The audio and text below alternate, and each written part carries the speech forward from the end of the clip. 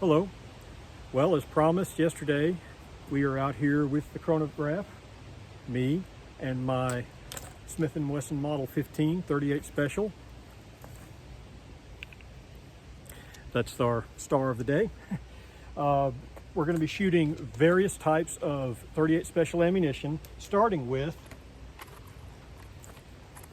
PPU 38 Special, standard lead round nose.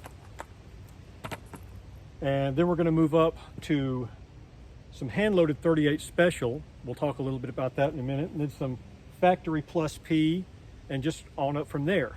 It's going to get better and better, or stronger and stronger. So let me get my glasses on, Ray-Bans, and these. Be safe. Let's see what this does.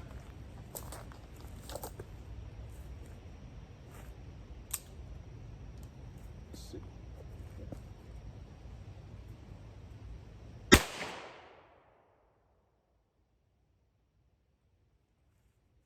.763.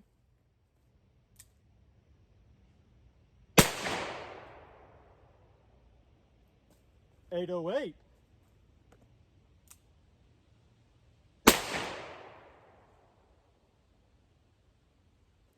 .751.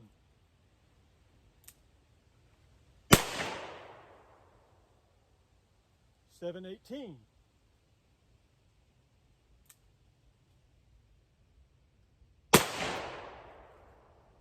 .747.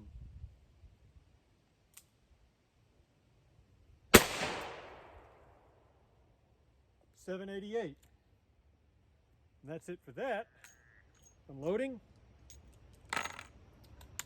Now we're going to do some hand loads. And before I do these, I do want to make some commentary here. All loads described here, all hand loads, anything to do with reloading, are based on my research, my reading, my understanding, used in my guns, and it's just for your information. But you need to, if you're going to get into reloading, which I recommend, it's a lot of fun and it saves a lot of money, you need to do your own research, your own reading. Before I started reloading and reloaded my first round, I had my reloading material for like almost a year, and got advice from a lot of people, read a lot of different resources, had to understand what I was doing, and just don't, as the books say, don't ever start at the maximum load. Just work your way up.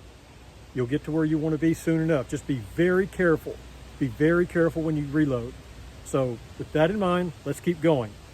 These rounds specifically are Hornandy lead round nose bullets, 158 grain, backed up by 4.7 grains of unique. It's a standard 38 Special load, but it's kind of on the upper end according to my Spear reloading manual. So let's try them out. Let's see how they do compared to the PPU factory.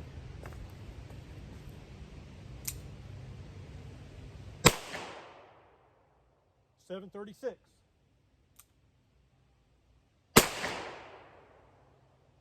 .739.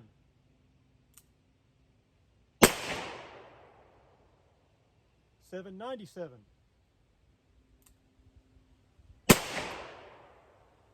.759.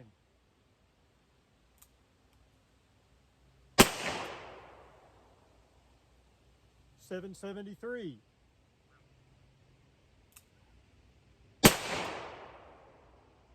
.801. And zilch, I'm out. Okay, that's that. Now we're going to move up into Spl+P territory. And what we got here is an old box from 2000 of 38 Special Spl+P Remington. It's semi-jacketed hollow points. Very simple. Very simple. They're typically listed at about 927 feet per second, depending on what source you read, more or less. So let's give them a shot. I'm going to load them up, just cylinder full of 6.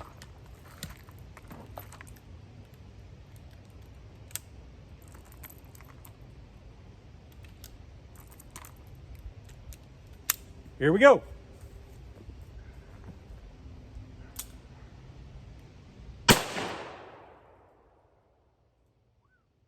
.965, and I could feel the jump on that just a little bit more.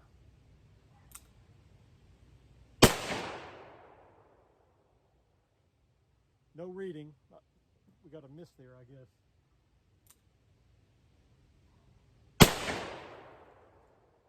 951.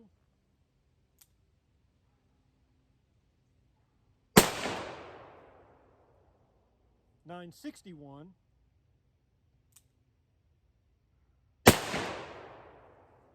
944. 929.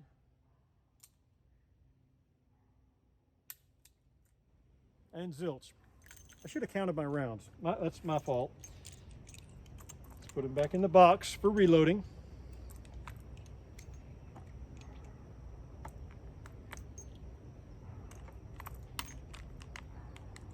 Okay, now, these are 7 grains of power pistol behind 125 grain Hornandy bullets. Same bullet as what we just shot, but these are reloads.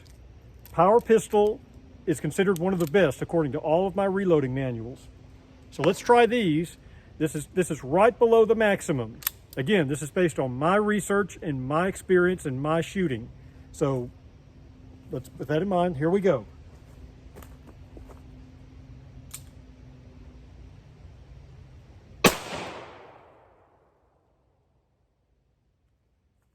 .1073, as in 1,073 feet per second.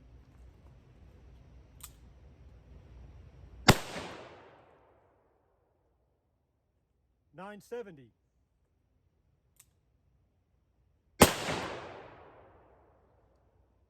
.968.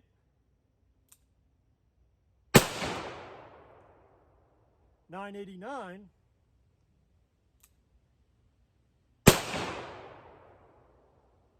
1,035.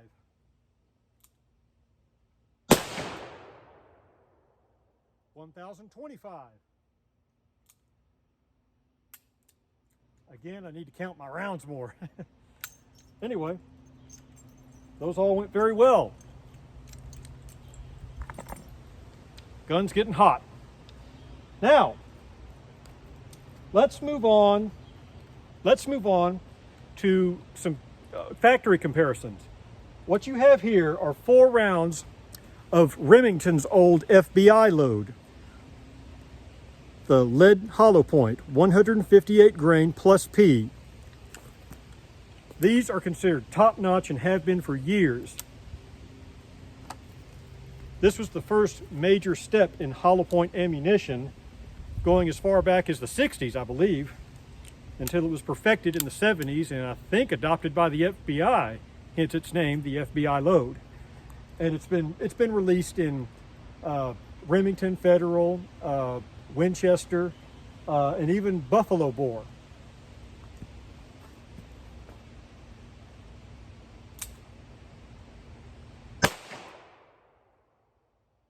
.889.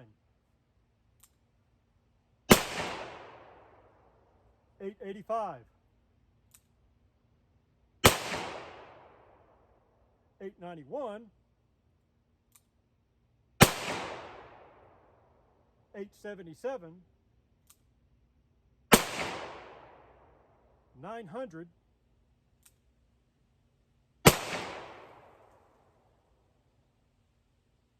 .899.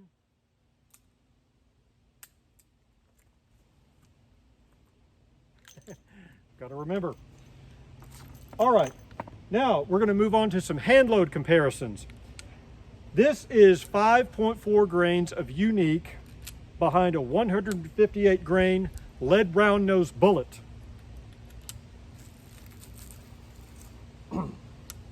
This is a maximum load according to the Lehman manual and some of the older manuals. So this is, pretty on up there.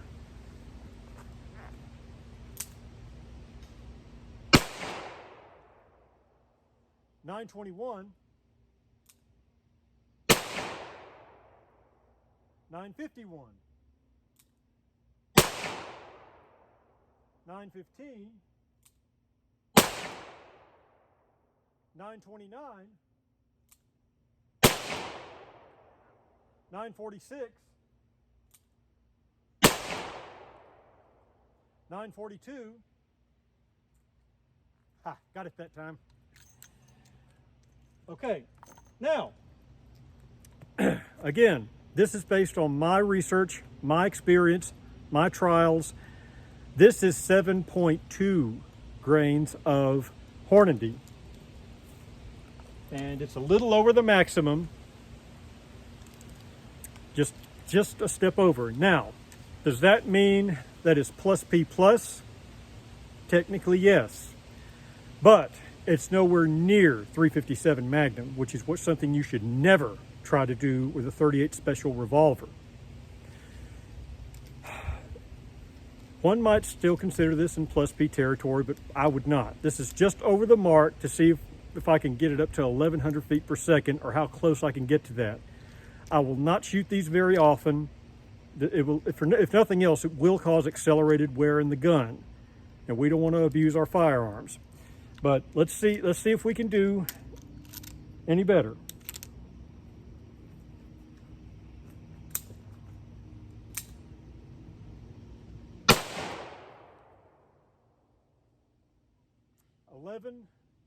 $1,108. Whoa.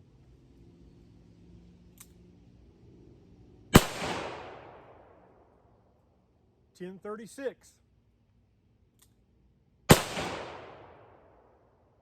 $10.66. $10.18.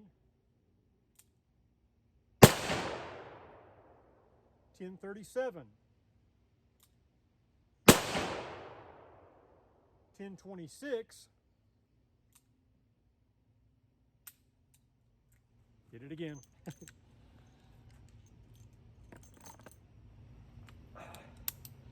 So if your gun is not a Model 19 and you want a 357 and all you have is a 38 Special like this, you can still push it pretty far. But be careful. Again, don't try to turn it into a 357 Magnum. But just because you can't get there with Handloads, and you probably will never get there with a 38 Special. But save the best for last. This is Buffalo Boar +P, and they rate theirs at 1,000 feet per second out of a 2-inch barrel. And I have the Chronograph data that says these perform like they say. This is a 2-inch barrel. So let's see what we get out of this. It should be pushing about 1,180 feet per second, more or less. I'm going to try it right here. I've done it on my Colt Official Police revolver, and it does perform about like that, 1180, about 1180, 85. Here we go.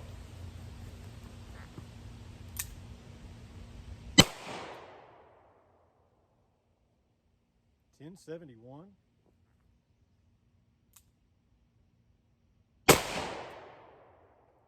$11.04.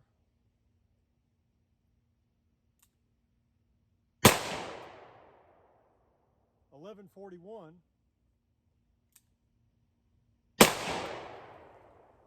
$11.35.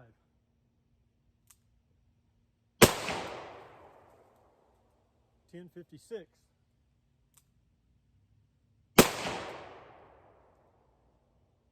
$10.93.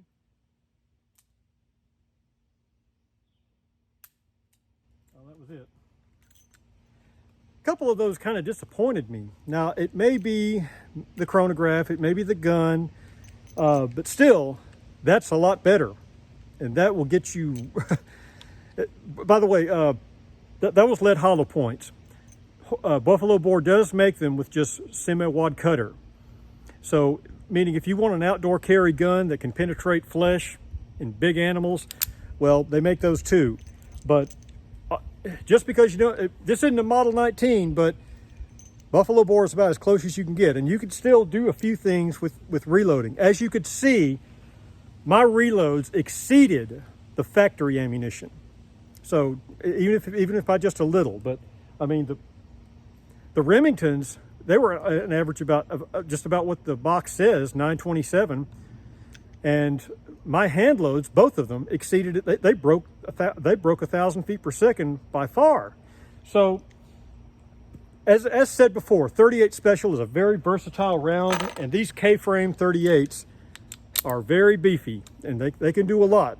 So I hope you enjoyed this. I hope it was beneficial to you. By the way, before I leave, I just want to show one commenter wanted to see the target. So there you have it.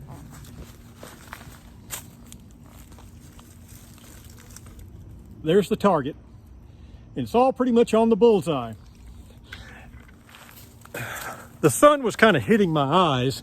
It's getting kind of glary out here as it comes between the trees. So that some of those high shots may have affected the velocity reading a little bit, but that's okay. We still got a good day out here, and I appreciate you watching. I appreciate your tuning in, and any comments you have on discussing this, feel free to comment. Thank you for watching.